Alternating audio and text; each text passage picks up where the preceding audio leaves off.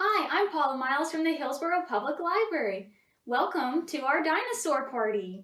So today we're going to be making salt dough, which you're going to be using to make into dinosaur bones. So the recipe for this is on this post, and you'll be able to download that to follow along. So we'll set that aside, and I'm going to show you what you're going to need to make these dinosaur bone fossils. So first you're going to need some salt, some flour, and some water. Then you'll need a mixing bowl, a spoon to mix with, and a baking tray right over here. Okay, so let's get started. I'll show you how to make that salt dough. So the first thing we're going to do is we're going to add our 2 cups of flour into our mixing bowl. So we're just going to pour that in. Then we're going to add 1 cup of salt.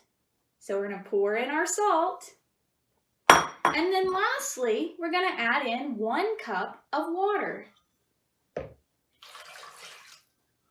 You could also at this point, if you wanted different colored dinosaur bones, you could add in some dye, some food dye.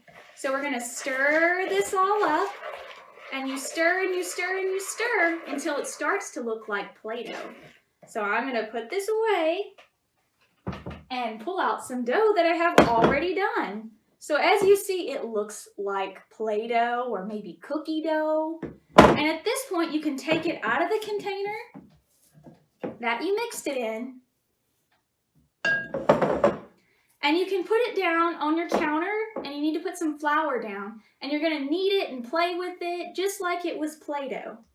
And then once you've kneaded it, it's now time to actually make your little fossils. So I've also included on this post several dinosaur bone coloring pages that you can use to maybe make some dinosaur bones. You could also look them up in a book or make up dinosaur bones from your imagination. So all you're going to do is roll it out just like it was Play-Doh and shape it into bones. So we're just going to make a really big femur right here.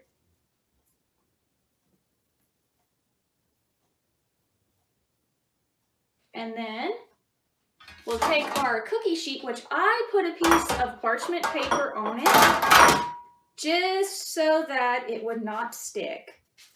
So you'll be able to lay your dinosaur bone onto your cookie sheet. And once you've made all of your dinosaur bones, you're going to put it into the oven, and your oven needs to be set at the temperature 250 degrees. And you're going to cook the dinosaur bones for 3 whole hours. Which is a really long time, but don't worry, we have lots of fun things that you can do today for our dinosaur party to do while you're waiting for your dinosaur bones to bake. So let's put this away because I already baked my dinosaur bones.